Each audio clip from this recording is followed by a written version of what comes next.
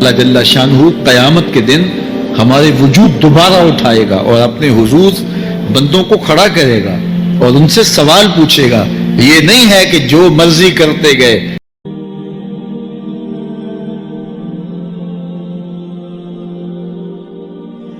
ایک آدمی نے ظلم کیا، جبر کیا، زیادتیاں کی، لوگوں کا حق لوٹا، لوگوں کا مال غصب کیا، عزتیں پامال کی، اور اتنا مؤثر تھا کہ عدالتیں وہ خرید لیتا تھا، کچہریاں وہ خرید لیتا تھا، پولیس وہ خرید لیتا تھا، کوئی سے پوچھنے والا نہیں تھا، اس کی بات چلتی تھی، اس کا فون چلتا تھا، اس کا رکا چلتا تھا، عیش و عشرت کی زندگی گزاری اور مر گیا.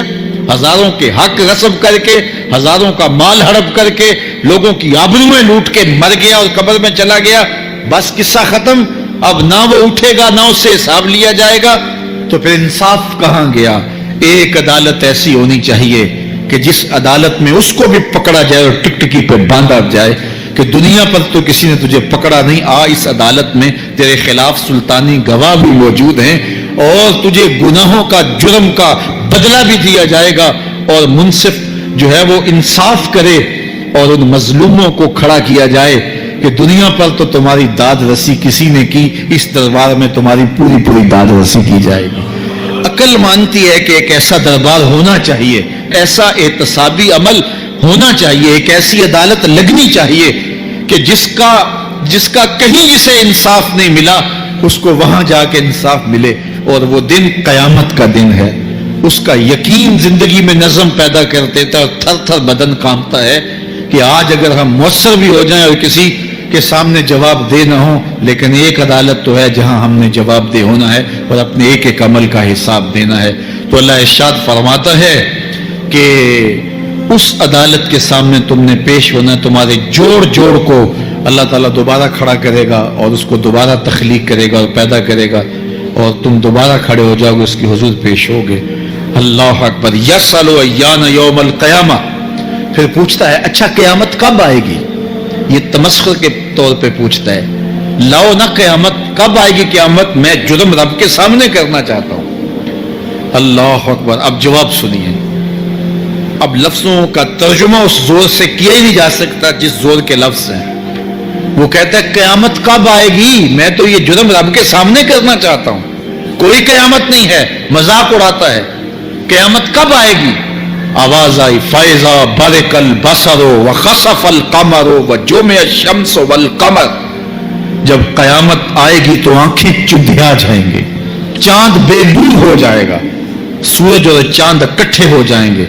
یقول الانسان یومئذ این المفر. آج جو کہتا ہے کہاں ہے قیامت، اس دن بھاگتا پھرے گا. کوئی پناہ گاہ ہو بتاؤ، کوئی ہے ٹھکانہ چھپنے کا، کوئی پناہ گاہ ہے؟ کلا لا وزر. آواز آئے گی کوئی ٹھکانہ نہیں ہے.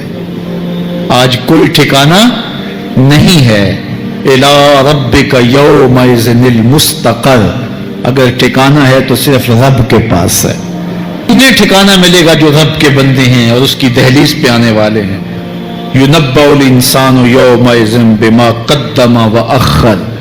اللہ تعالیٰ اس دن بتا دے گا جو آگے بھیجا اور وہ بھی بتا دے گا جو پیچھے چھوڑا.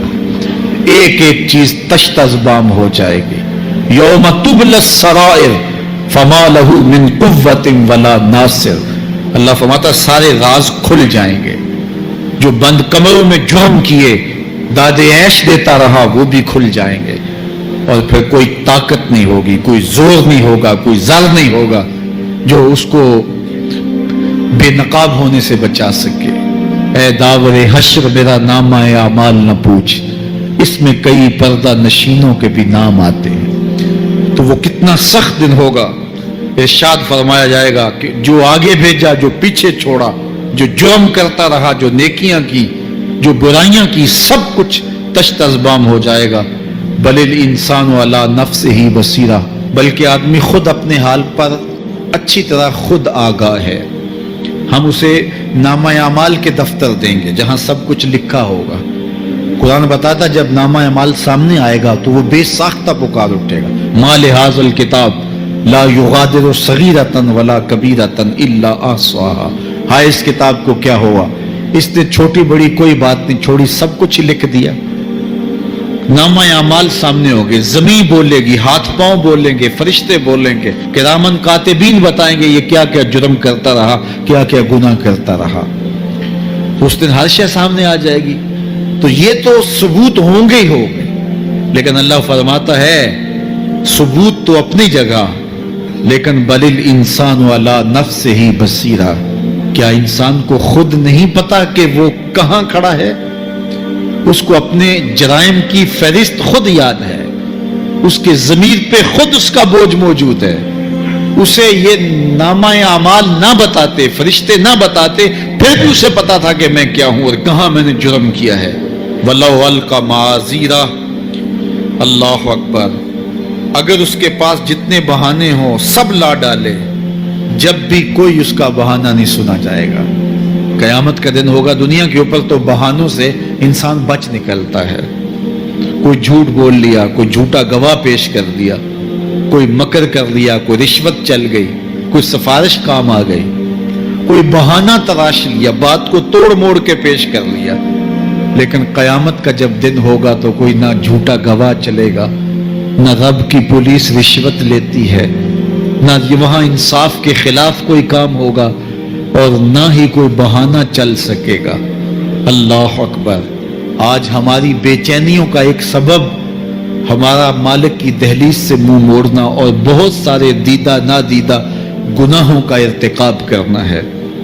जब हमसे सुस्तियां हो जाती हैं, कोताहियां हो जाती हैं, तो वो गुनाह हमारा पीछा नहीं छोड़ते और हमें बेचैन और मुस्तरब रखते हैं। तो बाज़ औक़ात जो है वो हम कहते हैं कि पता नहीं बेचैनी क्या है। बेचैनी गुनाहों की है।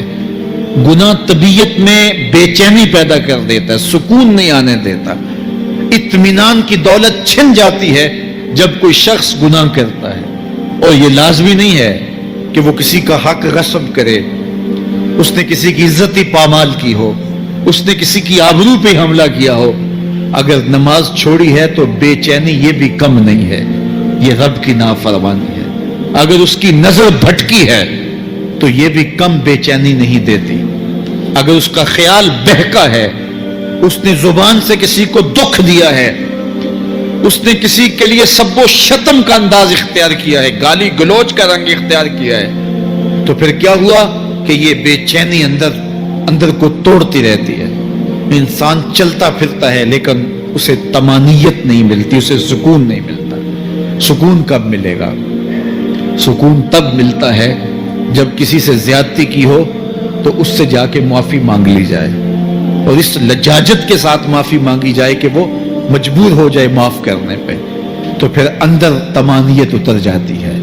इतनी लजाजत से माफी मांगो, इस कदर रो के माफी मांगो, तरले मिन्नत पे उतर आओ, हाथ जोड़ो, आंसू बहाओ, चीखो, चिल्लाओ, रो, उसकी दहलीज से लिपट जाओ, उससे अपने गुनाहों की माजरत करो।